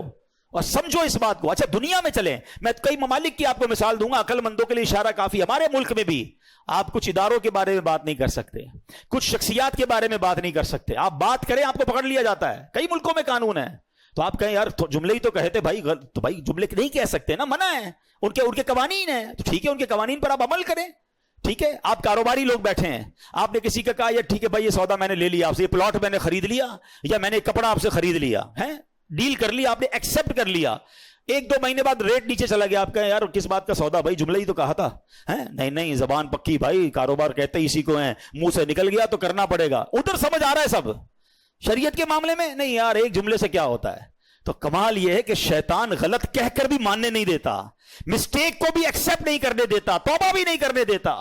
تو شریعت کے قوانین کو سمجھیں. جب دنیا میں ہم ایک ایک جملے کی اہمیت کو سمجھتے ہیں اور وہاں نہیں سمجھتے, تو یہ بات ہمیں سمجھنی ہوگی. اور زبان کی امپورٹنس اور اس کی اہمیت کو سمجھیے. اب زبان سے ہونے والے گناہ سب پتہ ہے ہمیں, مطلب میں کوئی ایسی نئی بات نہیں کرنے آیا, میں تو صرف انڈیکیٹ کرنے آیا کہ سمجھو یہ 2 چیزوں کی گارنٹی دینی ہے, ان 2 چیزوں کو سیکیور کرنا ہے.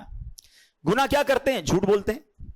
اور جھوٹ کتنا بڑا گناہ ہے, اللہ کے حبیب علیہ الصلوۃ والسلام فرماتے ہیں, حدیث پاک کا مضمون ہے, بندہ جب جھوٹ بولتا ہے تو اس کے منہ سے ایسی بدبو نکلتی ہے کہ فرشتہ 1 میل دور ہو جاتا ہے. پتہ نہیں جھوٹ بول بول کے کتنے رحمت کے فرشتے دور کر دیے ہم نے.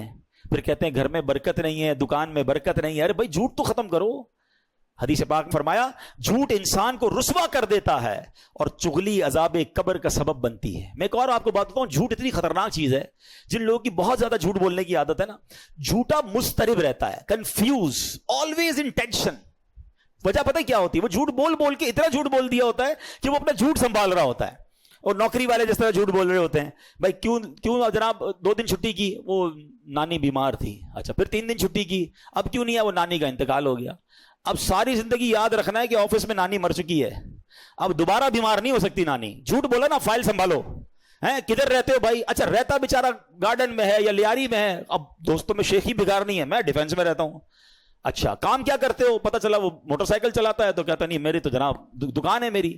اب اس کو ڈیفینس کا ایڈریس بتایا اور کاروبار دکان بتایا. اب ساری زندگی یاد رکھنا ہے کہ اس کو کیا بتایا میں نے, تو جھوٹا ٹینشن میں ہی رہے گا. بھائی سچ بولو نا, کیا حرج ہے. آپ نیند میں بھی کوئی اٹھا کے پوچھے گا کہاں رہتے ہو, آپ پراپر ایڈریس بتاؤ گے, کیا کام کرتے ہو صحیح بتاؤ گے. جب سچ بولو گے, روایتوں میں آتا ہے سچے کے چہرے پہ نور ہوتا ہے, سچا ریلیکس ہوتا ہے, اس کو کوئی ٹینشن نہیں ہوتی. جھوٹ بولنے والا مضطرب رہتا ہے, ٹینشن میں رہتا ہے. آپ دیکھ لیں نبی پاک علیہ الصلوۃ والسلام جب کفار کو تبلیغ فرماتے تھے نا, تو لوگ پتہ ہے کیا کہتے تھے, ایسا چہرہ جھوٹے کا چہرہ نہیں ہو سکتا. ہمیں یہ نہیں پتا آپ کیا کہہ رہے ہیں, مگر چہرہ بتا رہا ہے کہ یہ سچ بات ہے. جو آپ کہہ رہے ہیں وہ سچے کلمہ پڑھ کر مسلمان ہو جاتے تھے. سچے کا چہرہ ہی الگ ہوتا ہے. اللہ کرے کہ یہ بات ہم سیکھیں. اچھا ہم انڈیلیبریٹلی اپنے بچوں کو جھوٹ سکھاتے ہیں. کیا سکھاتے ہیں, گھر پہ فون آیا, بیٹا کہہ دو ابو نہیں ہے.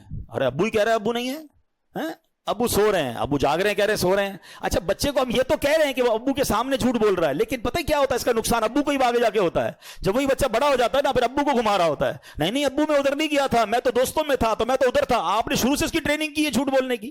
بچپن سے سکھائیں کہ بیٹا کسی حال میں جھوٹ نہیں بولنا ہے. بھول گئے غوث اعظم کا واقعہ تھا, ماں نے کیا کہا تھا, جھوٹ مت بولنا, ڈاکوؤں سے بچ گئے نا. تو یہ سمجھنا ہے کہ سچ بولنا ہے. پھر اسی زبان سے غیبت کرتے ہیں, یہ مسلمان بھائی کا گوشت کھانے کے مترادف ہے. اچھا غیبت کا معنی ہی لوگوں کو نہیں پتا ہے. ہاں چلو آج غیبت کا معنی بھی بتا دیتا ہوں, کیونکہ جس کو کہو نا یار آپ غیبت کرتے ہیں, تو کہتا ہے بھائی میں سچ تو بول رہا ہوں, میں تو اس کے منہ پہ بھی کہہ سکتا ہوں, میں کون سا جھوٹ بول رہا ہوں. تو پہلے آج یہ سمجھ لیں کہ غیبت ہوتی ہی سچ ہے, جھوٹ نہیں ہوتی ہے. ہاں یہ وہ سچ ہے جو حرام ہے, یہ بھی سمجھ لیں آپ. ہر سچ بولنے والا نہیں ہوتا ہے. اب آپ کہیں گے ابھی تھوڑی دیر پہلے مولانا صاحب کہہ رہے تھے سچ بولنا اور یہ سچ حرام ہے. ہاں تو یہ تو بات ہے, علم دین سے دوری اتنی ہے کہ پتہ ہی کچھ نہیں ہے.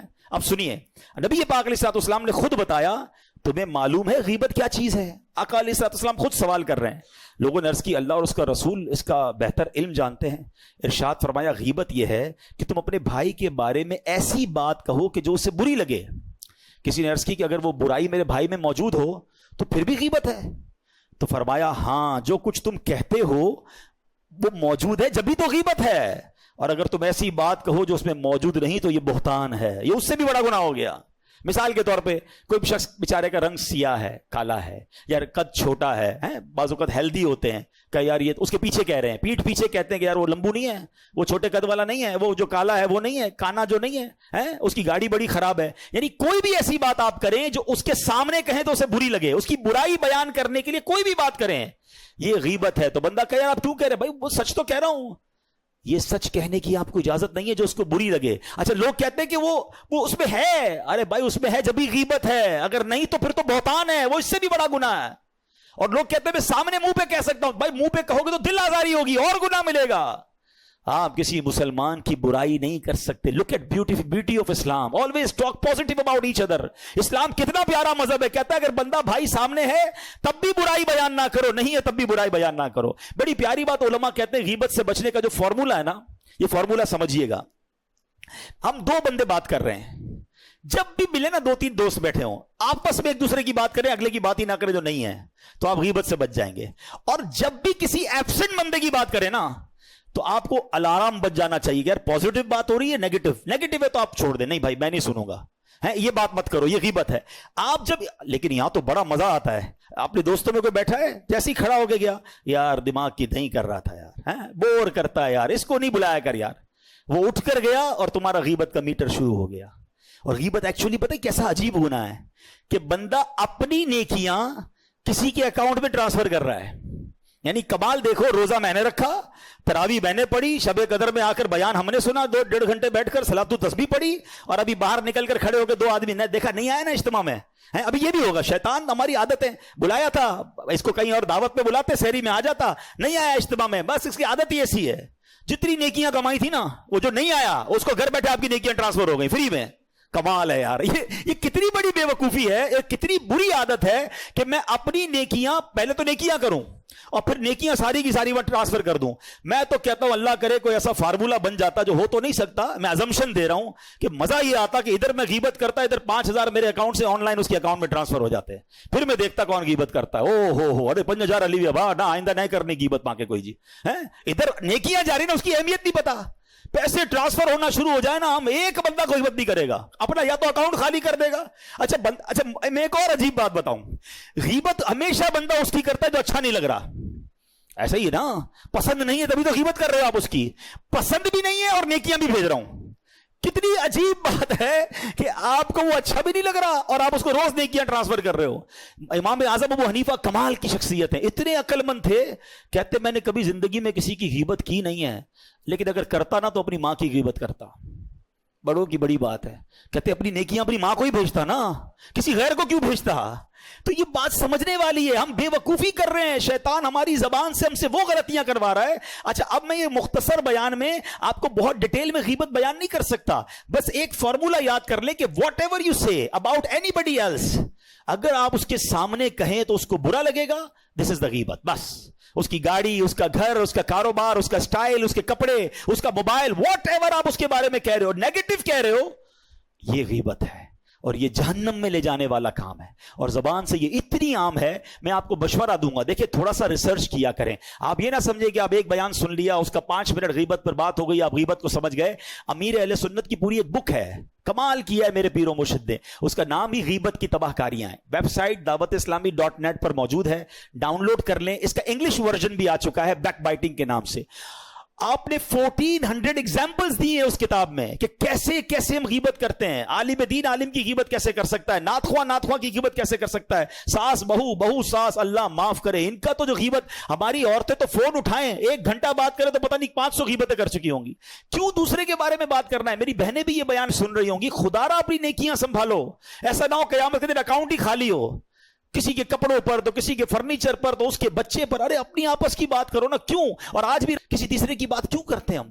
اللہ کرے یہ بات سمجھ آ جائے تو پھر آتا ہوں حدیث کی طرف. اور بہت سارے ایسے گناہ جو ہم زبان سے کر رہے ہوتے ہیں, کسی کا دل توڑ دیا, کسی کو تانا دیتے ہیں, اتنا ٹونٹ کرتے ہیں. کچھ لوگ کمال ہیں یار, کمال تو نہیں کہوں گا, کوئی اور ہی لفظ کہنا چاہیے تھا, سمجھانے کے لیے کہہ رہا ہوں.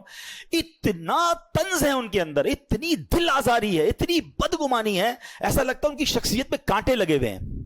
بندہ جب ملے نا کوئی نہ کوئی کانٹا چبو دیں گے. بندہ بولے نہ ہی ملتا تو اچھا تھا یار, سارا موڈ خراب کر دیا ہے. یار آج کپڑے اچھے نہیں پہنے, यार अभी भी वही जूते पहने हैं, उसको घर पे बुला लेना दावत में, अपने घर दावत में बुलाया यार, कब फर्नीचर बदलोगे यार, वही फर्नीचर रखा हुआ है यार, कलर तो करा लो कंजूस आदमी। भाई तेरे को घर बुलाया इंस्पेक्शन के लिए थोड़ी बुलाया है, मेहमान मन के रहो, यानी दावत खाएंगे, खाना भी खा के जाएंगे, मुलाकात, ऑलवेज दे हैव कंप्लेन्स। आप सोचे वो कितना गुनाह कमा रहे हैं, ये बात समझिए। अब मैं बहुत अजीब सी बात करने जा रहा हूं, इसलिए पहले हाथ जोड़ रहा हूं, बहुत पहले हाथ जोड़ रहा हूं। मैं बुजुर्गों से बात करना चाहता हूं बिलखुसूस। बाज बुजुर्ग बहुत ज्यादा दिल आजारी करते हैं। खुदारा आपकी आदत पे शायद ऐसा हो गया है, आपको नहीं पता, लेकिन चलते फिरते हर किसी को डांटना। मस्जिद में आएंगे तो मस्जिद में किसी को डांट रहे होंगे, मोहल्ले में जाएंगे तो वहां किसी को डांट रहे होंगे, अपने बच्चों को बार बार जलील कर रहे होंगे। यार हर बंदा दिल रखता है, कहीं ऐसा ना हो कि आप अपने बुढ़ापे में जहन्नम बना रहे हैं। जिसकी जबान बहुत ज्यादा सख्त है ना, वो कम बातें करे। मुझे कई लोग मिलते कहते हैं यार क्या करूं, मुझे गुस्सा बहुत आता है। भाई गुस्सा बहुत आता है तो काबू पाइए, वरना मारे जाओगे। अगर आप लोगों के दिल किरची किरची करते जा रहे हैं, लोगों को जलील करते जा रहे हैं, जब जी में आया आप अपने बच्चों को, अपनी बीवी को, अपने मुलाजिमीन को जो दिल में आता है बोली जा रहे हैं, और आप समझते हैं आपका हिसाब नहीं होगा। मैं आपको हदीस सुना रहा हूं ना कि आपको काबू पाना पड़ेगा अपनी जबान पर। इतनी शदीद गुफ्तगू बाज़ औक़ात करते हैं, और ये जबान है बड़ी खतरनाक। अमीर अहले सुन्नत फरमाते हैं 60 साल का बूढ़ा हो जाए ना, जिस्म का हर पार्ट ढीला हो जाएगा, जबान उस वक्त ज्यादा तेज हो जाती है, ये ज्यादा चल रही होती है। तो बुजुर्गों को अपनी जबान पर एहतियात उन्हें भी करनी होगी। ऐसा ना हो कि अंबार लग रहा हो गुनाहों का। हुकूकुल इबाद इज मोस्ट सीवियर। समझो बात को। मैं और आप एक नमाज ना पढ़े, अल्लाह ना करे कोई एक नमाज ना पढ़े, एक रोजा ना रखे, एक बार जनाब वो ज़कात ना दे, तो वो उसका और रब का मामला है ना। अल्लाह चाहे सारे गुनाह माफ कर दे, वो अलग बात है कि नमाज की कज़ा करनी पड़ेगी, ज़कातें अदा करनी पड़ेगी, लेकिन उसका और रब का मामला है ना। लेकिन हुकूकुल इबाद का मामला यह है, जब तक बंदा माफ नहीं करेगा रब भी माफ नहीं करेगा। किधर जाएंगे यार? रोज लड़ाई, रोज झगड़ा, रोज गालियां। मुझे एक भाई दोस्त मिले, मैंने कहा कितनी तनख्वाह है? कहता 80,000। मैंने कहा तनख्वाह तो अच्छी है। बोला 40,000 काम की तनख्वाह है, 40,000 गालियों की तनख्वाह है। सुबह शाम सेठ गालियां देता है। यार मैं सोचता रह गया यार। कहता क्या करूं, छोड़ दूंगा तो दूसरी जॉब नहीं मिलेगी। तुम गालियां देते हो यार, आपको शर्म नहीं आती जो ये काम करते हैं? वो गरीब इसलिए नहीं छोड़ रहा कि उसकी नौकरी चली जाएगी, मगर ये कयामत के दिन क्या जवाब देगा? सारी नेकियां देनी पड़ जाएंगी उसी नौकर को। तो ये जो मजलूम होते हैं ना, घबराए नहीं करो। जो आपको डांटते हैं, जो झाड़ते हैं, जो झड़कते हैं, दिल बड़ा रखो, हिसाब मिलना है। अल्लाह हौसला दे तो माफ कर दिया करो, लेकिन वो मारे जाएंगे जालिम। तो अल्लाह करे ये बात समझ आ जाए। मैं बात बहुत बड़ी कर गया हूं, लेकिन चूंकि मैं खुद इस तजुर्बे से गुजरा हूं, और मुझे कभी कभी रहम आता है। यकीन करो कुछ लोगों पर रहम आता है कि यार उनकी जबान हर वक्त गीबत, बदगुमानी, लोगों से लड़ाई झगड़ा, तंज। मैं कहता हूं यार इस बंदे का होगा क्या कयामत के दिन? यार कभी कभी जब हमें सुना के जाता है ना, तो हमें लगता है यार ये चलो हम तो बर्दाश्त कर लेंगे, सुबह शाम कितनों को सुना रहा है, क्या बनेगा इसका यार? हर छोटी बात पर इमाम साहब को झाड़ना है, कभी मौजिन को झाड़ रहे होंगे, कभी खादिम पर चीख रहे होंगे। ये बेचारे लोग कुछ भी नहीं कर सकते। लेकिन आप सोचें आप अपने नामा अमाल में क्या क्या कर रहे हैं। आपने कभी मस्जिद का निजाम चलाया है? आते ही खड़े ऑर्डर चलाने, पंखा टाइम पे नहीं खोलते हो, लाइट नहीं खोलते हो, घर में जाए तो घर वालों की खैर नहीं, ऑफिस में जाए तो ऑफिस वालों की खैर नहीं, सबकी खैर नहीं, आपकी खैर ना चली जाए। जो ये बंदा हर किसी से लड़ रहा है ना, सोचिए उसका बनेगा क्या। जबान ये जन्नत में भी ले जा सकती है, यही जबान तुम्हें दोज़ख में। सारी नेकियां एक तरफ रह जाएंगी। बंदा कहता है मैंने इतने हज किए, इतनी सखावत कर रहा हूं, इतनी मस्जिदें, लाखों रुपए दीन पर खर्च करता हूं। जबान सही चल रही है कि नहीं? लोगों के दिल आपसे मुतमईन है कि नहीं? मैं आपको सही बताऊं, कुछ लोगों से बात करने में डर लगता है। यार छोड़ो यार, इससे बात नहीं करनी। जब भी बात करेगा कोई ना कोई जो ना इसने हंगामा ही करना है।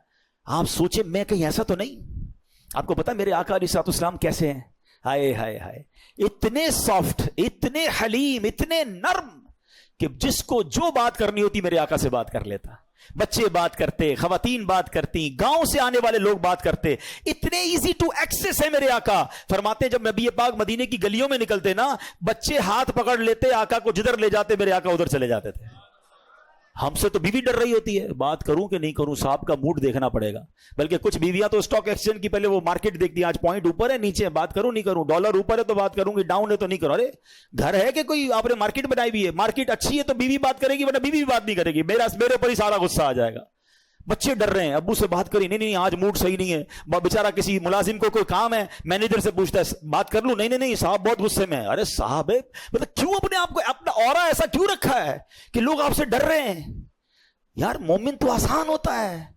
جس کو جو بات کرنی ہے مجھ سے بات کرے, مجھ سے خوف نہ کھائے. اگر لوگ مجھ سے خوف کھائیں گے اور میرا رب ناراض ہو گیا تو میں پھر کتنے بڑے خوف میں مبتلا ہو جاؤں گا. نہیں رکھو روب میں لوگوں کو, نہیں رکھو تکلیف میں لوگوں کو, آسانیاں پیدا کریں, سافٹ ہو جائیں. واللہ جو لوگوں کے لیے آسان بنتا ہے اللہ اس کی زندگی آسان کر دیتا ہے. لوگ پلکے بچھاتے ہیں. اور میں آخری بات اس موضوع پہ اور کر دوں, دل تو بہت جلا ہوا ہے اور بھی بہت ساری باتیں یاد آ رہی ہیں. میں آپ کو ایک بات بتا دیتا ہوں, یہ جو طنز کرنے والے ہیں نا, جو لڑنے والے ہیں, جو جھگڑنے والے ہیں, جو دل توڑنے والے ہیں, یہ تنہا رہ جاتے ہیں. جب ان پہ کوئی مشکل وقت آتا ہے نا, ایک بندہ ان کے ساتھ نہیں کھڑا ہوتا. لوگ مجبوری میں ان سے تعلق میں رہتے ہیں, پیسے چاہیے ہوتے ہیں, نوکری چاہیے ہوتی ہے, بچے بھی کہتے ہیں کیا کرے ابا ہے بھائی چلانا پڑے گا. لیکن whenever they become in any big problem, کوئی پرابلم ان پر آتی ہے نا, وہ alone رہ جاتے ہیں. اور جو لوگوں کے لیے آسانیاں کر رہے ہوتے ہیں نا, ان کی مشکل میں ساری دنیا ان کے ساتھ کھڑی ہو جاتی ہے, کیونکہ انہوں نے لوگوں کے لیے آسانیاں کی ہوتی ہیں. تو اگر آپ چاہتے ہیں کہ آپ کے خیر خواہ آپ کے ساتھ رہیں, بی پولائٹ, ہمبل, سافٹ, زبان اچھی استعمال کریں. بہرحال اب آتا ہوں دوسرے پوائنٹ کی طرف, وہ بھی بڑا خطرناک پوائنٹ ہے. کیا فرمایا؟ جو مجھے شرم گاہ کی گارنٹی دے.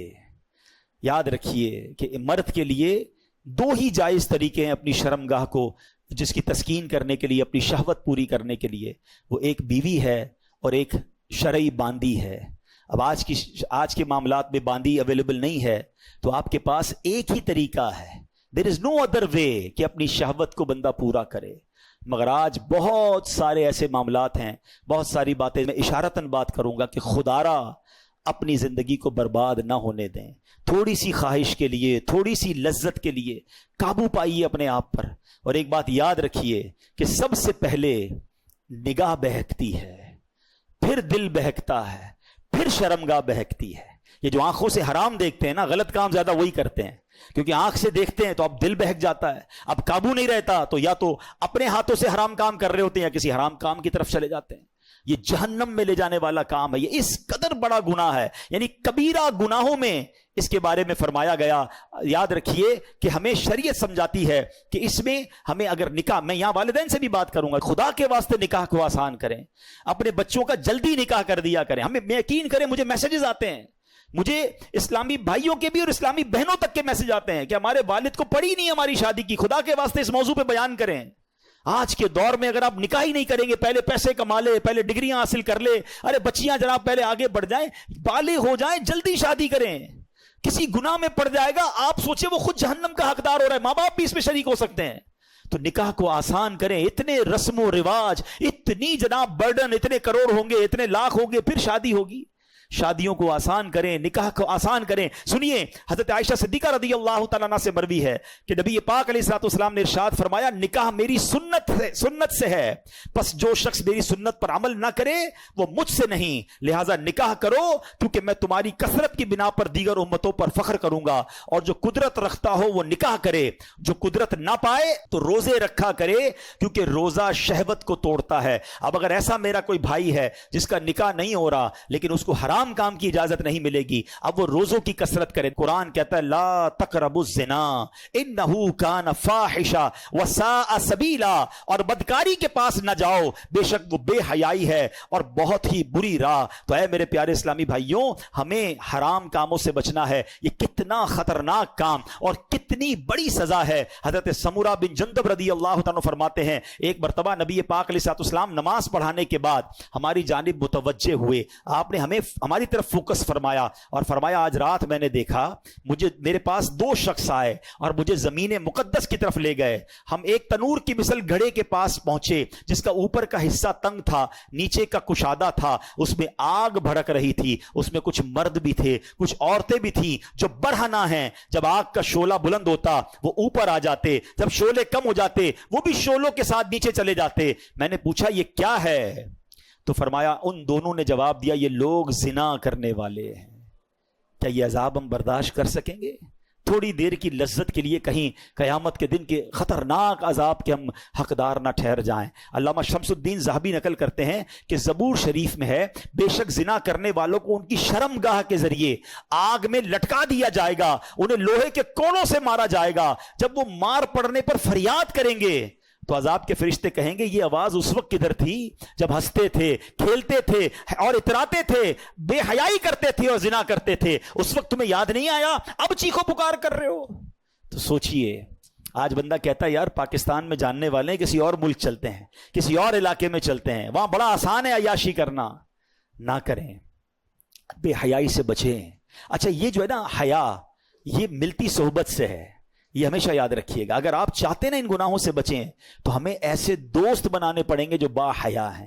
بے حیائیوں کے ساتھ رہ کر آپ نہیں بچ پائیں گے۔ یہاں آخری بات کر دیتا ہوں کہ یہاں ایک اور بڑا مسئلہ پتہ ہے کیا ہو گیا ہے؟ لوگ کہتے ہیں بھائی مجھے بہت کنٹرول ہے، میرے دوست غلط کام کرتے ہیں میں ان کے ساتھ رہتا ہوں، میں نہیں کرتا۔ مجھے پتا ہے میرے دوست شراب پیتے ہیں، میں نہیں پیتا، میں بیٹھتا ہوں ان کے ساتھ۔ وہ جوا کھیلتے ہیں لیکن میں صرف بیٹھتا ہوں۔ وہ جو ہے نا وہ نشہ ڈرگز کرتے ہیں، میں بیٹھتا ہوں۔ معاذ اللہ وہ ایڈلٹری کرتے ہیں، میں صرف ان کے ساتھ کمپنی دیتا ہوں، میں یہ کام نہیں کرتا۔ یہ آپ کی بے وقوفی ہے۔ آپ دنیا کے کسی بھی ڈرگ، کسی بھی الکوہولک، کسی بھی جواری، کسی بھی شرابی، کسی بھی برے کام کرنے والے کو پکڑ لیں اور پوچھو یہ عادت کدھر سے ملی ہے، ایک بندہ بھی نہیں ملے گا جو یہ کہے کہ ابو نے برتھ ڈے والے دن مجھے چرس کا سگریٹ لا کے دیا تھا، امی نے مجھے ایک پسٹل لا کے دی تھی، بیٹا جا کے چوری کرو۔ یہ ساری بری عادتیں کہاں سے ملی؟ یہ دوستوں سے ملتی ہیں۔ ہاں، برے دوستوں کے ساتھ بیٹھ کر کبھی بھی یہ مت کہیں کہ میں بڑا اسٹرانگ ہوں۔ ارے جب اس شیطان نے بڑے بڑے اللہ والے کہلانے والے جن کی دعائیں قبول ہوتی تھی انہیں بہکا دیا، میں اور آپ کیا چیز ہیں؟ تو بہترین طریقہ یہ، ایک جملہ سن لو آج، یہ اللہ کی بہت بڑی نعمت ہے کہ میں اس ماحول اور اس علاقے میں رہوں جہاں میرے لیے گناہ کرنا مشکل ہو۔ ہاں، گناہ کا موقع ہی نہ ملے۔ ایسے ملکوں میں، ایسے علاقوں میں، ایسے دوستوں میں جاؤ ہی نہیں کہ جدھر چانس سے گناہ کرنے کا۔ ہم بہت کمزور لوگ ہیں، چانس ملا تو پتہ نہیں بچیں گے کہ نہیں بچیں گے۔ تو اپنے آپ کو سیکیور رکھنے کا طریقہ یہ ہے کہ بندہ رہے ادھر، بیٹھے ان کے ساتھ کہ گناہ کرنے کا موقع ہی نہ ملے۔ اللہ کی بہت بڑی نعمت ہے، یہ اپنے آپ کو آزمایا نہ کریں میں بڑا اسٹرانگ ہوں، مجھے کچھ نہیں ہوتا، میں تو جاؤں گا پھر بھی کچھ نہیں ہوگا۔ ارے شیطان نے بڑے بڑوں کو پلٹا دیا، میں اور آپ کیا چیز ہیں؟ تو اپنے آپ کو اگر سیکیور رکھنا ہے۔ اچھا اسی طرح کی بات جب ہم کرتے ہیں نا، مثال کے طور پہ کسی کو کہا بھائی داڑھی رکھ لو، امامہ شریف پہن لیں، کہتا ہے یار تھوڑی عادتیں ٹھیک نہیں ہیں، تھوڑے کام سیدھے کر لوں پھر داڑھی رکھ لوں گا۔ میں آپ کو ایک مشورہ دیتا ہوں، اگر آپ کو اپنے کام سیدھے کرنے واقعی if you are serious on that، آپ داڑھی رکھ لیں۔ پتہ کیا فائدہ ہوگا؟ جب آپ داڑھی رکھیں گے نا، ایکچولی داڑھی نو انٹری کا بورڈ ہے، گناہ والی باتیں آپ تک آئیں گی نہیں۔ میں مثال دیتا ہوں، جتنے داڑھی والے بیٹھے نا ان کو پوچھ لیں، ہم کو کبھی بھی میسج نہیں آتا فلاں کلب میں کانسرٹ ہو رہا ہے، فلاں جگہ پر کوئی گانا لگا ہوا ہے، فلاں جگہ کوئی فلم چل رہی ہے، فلاں جگہ کوئی جناب کلب میں یہ ہو رہا ہے۔ ہمیں میسج بھی آتے تو کوئی میلاد کا میسج بھیج رہا ہوتا ہے، کوئی اجتماع کا بھیج رہا ہوتا ہے، کوئی محفل نعت کا بھیج رہا ہوتا ہے۔ کیوں؟ ان کو پتا ہے مولوی صاحب ان کو کیا بھیجیں، ساڈا راستہ رک گیا۔ ہمیں تو گناہ کی دعوت ہی نہیں آ رہی نا، آپ نے تو انٹری دروازہ کھلا رکھا ہے، جو بھیجنا بھیج دو، کیونکہ میرا حلیہ ایسا نہیں ہے۔ کئی جگہوں پر حلیہ بچاتا ہے۔ اچھا میں آپ کو ایک اور عجیب بات کرنے جا رہا ہوں، اگر کسی نے داڑھی امامہ رکھا ہے نا، اور شیطان تو اس پر بھی حملہ کر سکتا ہے، ہم بھی انسان ہی ہیں نا۔ حملہ کیا شیطان نے، دل ہو گیا گناہ کرنے کا کہ یار میں بھی جاؤں فلاں جگہ پر، اور کوئی امامہ داڑھی لے کر ادھر چلا گیا، تو لوگ کہیں گے مولوی صاحب آپ ادھر کدھر، چلیں بھائی باہر نکلیں، ساڈا کام اور مشکل، ہم نے خود ہی اپنے لیے مشکل کر دی نا۔ دس از دا بیسٹ وے کہ میں اپنے آپ کو بنا ہی ایسا لوں کہ گناہ کرنا چاہوں پھر بھی نہ کر سکوں۔ میں کہوں نہیں پہلے گناہ چھوڑوں گا پھر نیک بنوں گا پھر حلیہ چینج کروں گا، یہ بے وقوفی ہے۔ آپ اگر واقعی ان حرام چیزوں سے بچنا چاہتے ہیں تو اپنے آپ کو بنا بھی ایسا لو کہ چاہو بھی تو نہ کر سکو، کیونکہ یہی علاج ہے۔ ورنہ کوئی بندہ کہے میں جناب میں بہت پکا ہوں، تو پکا وکا کوئی نہیں ہوتا۔ بڑے بڑوں کو گرتے دیکھا، اللہ مجھے بھی محفوظ فرمائے، آپ کو بھی محفوظ فرمائے۔ تو بہرحال آج کے بیان میں کوشش تو کی ہے کہ ان دونوں باتوں کو کور کیا جائے کہ یہ جنت کی دو چابیاں ہیں، دا کیز آف ہیون، کہ نبی پاک علیہ الصلوۃ والسلام نے فرمایا جو مجھے زبان کی اور شرمگاہ کی گارنٹی دے میں اسے جنت کی گارنٹی دیتا ہوں۔ آج سے پہلے ہم میں سے کوئی بھی ایسا ہے، خود جانتے ہم کہ زبان کی بے احتیاطیاں بھی کسی سے ہو چکی ہوں گی، شرمگاہ کی بے احتیاطیاں بھی ہو گئی ہوں گی۔ اب بندہ سوچے یار اب میرا کیا بنے گا، میرا رب بڑا کریم ہے، ہاں میرے رب نے راستہ پھر بھی رکھا ہے، اب تک جو ہو گیا نا اس سے توبہ کر لیں، سچی توبہ کر لیں۔ التائب من الذنب کمن لا ذنب لہ، آقا فرماتے گناہوں سے توبہ کرنے والا ایسا ہے جیسا اس نے گناہ کیا ہی نہیں ہے، null and void, delete it. تو آج توبہ کریں اور آج کے بعد نیت کریں کہ انشاءاللہ ان دونوں چیزوں کو فقط حلال ذریعے پہ استعمال کریں گے۔ زبان کے گناہوں سے بھی بچیں گے، شرمگاہ کے گناہ سے بھی بچیں گے، اور انشاءاللہ اللہ کی رحمت سے نبی پاک کے پیچھے پیچھے جنت میں جائیں گے۔ اللہ پاک عمل کرنے کی توفیق عطا فرمائے۔